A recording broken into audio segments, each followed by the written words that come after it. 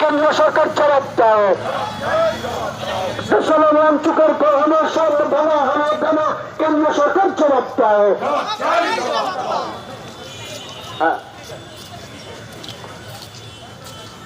অবিলম্বে ষড়যন্ত্রকারী নিঃশর্ত মুক্তি চাই। অবিলম্বে ষড়যন্ত্রকারী নিঃশর্ত মুক্তি চাই। করতে হবে।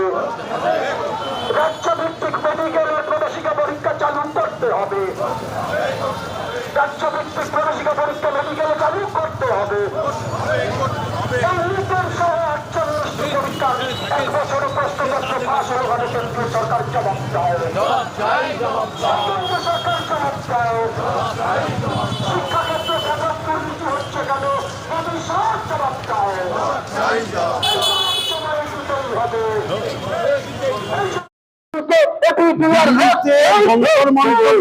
যে ধরনের অত্যাচার হয়েছে অনশনকারী ছাত্রছাত্রীদের উপর তার বিরুদ্ধে এবং ধর্মেন্দ্র প্রধানের পদত্যাগের দাবিতে শিক্ষা ব্যবস্থা সংস্কারের দাবিতে আজকের আমরা পক্ষ থেকে কলেজ থেকে হেদুয়া পার্ক পর্যন্ত আন্দোলন করতে হবে। আজকে ভারতের সমস্ত প্রধান প্রধান শহরে কিন্তু মিছিল শুরু হয়েছে। ছাত্রদের মিছিল চলছে। মিছিল অবস্থান যেখানে যেমন পাচ্ছে আজকে ছাত্ররা রাস্তায় ফলে ধর্মেন্দ্র প্রধানকে পদত্যাগ করতেই হবে। ইতিমধ্যে প্রধানমন্ত্রী মোদী পদত্যাগের দাবি এবং শিক্ষা ব্যবস্থা এই যে সংস্কার তাকে সাম্প্রদায়িকীকরণ এই যেগুলো হয়েছে বিরুদ্ধে আজকে আওয়াজ উঠছে। ফলে আমাদের আশা ধর্মেন্দ্র প্রধান পদত্যাগ করতে বাধ্য হবে ছাত্র আন্দোলনের চাপে। সেখানেই একটা মিছিলের আয়োজন করে এই খবরগুলোকে চেপে দেওয়ার চেষ্টা হচ্ছে। ডিজিটাল ইন্ডিয়ার মুখে গত 20 তারিখে যেদিনকে পার্লামেন্ট ভবন অভিযান ছিল সেদিনকে যন্তর মন্তর এলাকায় প্রায় 2 বর্গ কিলোমিটার জুড়ে সেখানে পুরোপুরি নেটওয়ার্ককে বন্ধ করে দেওয়া হয়েছিল। সেই ডিজিটাল ইন্ডিয়া মাঝে মাঝেই আজকে ওঠে যখন মানুষ একসাথে জমায়েত হয়, যখন মানুষ একসাথে প্রতিবাদের ভাষা খুঁজে পায়, যখন মানুষ একসাথে প্রশ্নগুলো তুলে ধরে ক্ষমতার কাছে, তখন এই ডিজিটাল ইন্ডিয়া পালিয়ে যাবার পথ পায় না।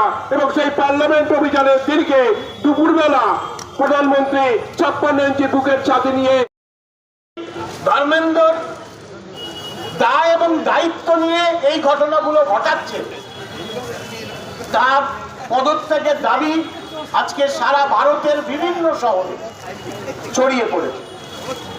আমরা কলকাতার বুকে এই আওয়াজটা তোলার চেষ্টা করছি।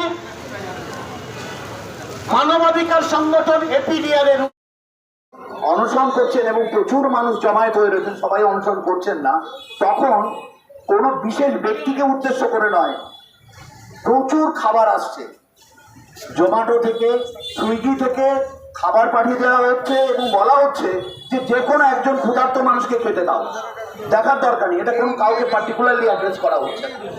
এবং আমরা দেখছি ওখানে বিভিন্ন সম্প্রদায়ের মানুষ, হিন্দু, মুসলমান, খ্রিস্টান, তারা পাশাপাশি দাঁড়িয়ে খাবার দিচ্ছে। অর্থাৎ একদম একটা কৃষক আন্দোলনের যে চেহারা আমরা দেখেছিলাম দিল্লিতে, ঠিক সেই রকমই চেহারা পাচ্ছে এবং আন্দোলনটা আজকে নাড়া দিচ্ছে।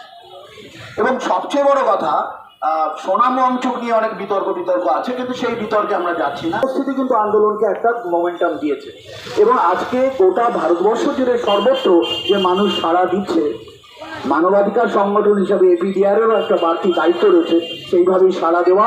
এই আন্দোলনটা যে তারা এককভাবে লড়ছে না, তাদের লড়াইটা যে গোটা সমাজের লড়াই।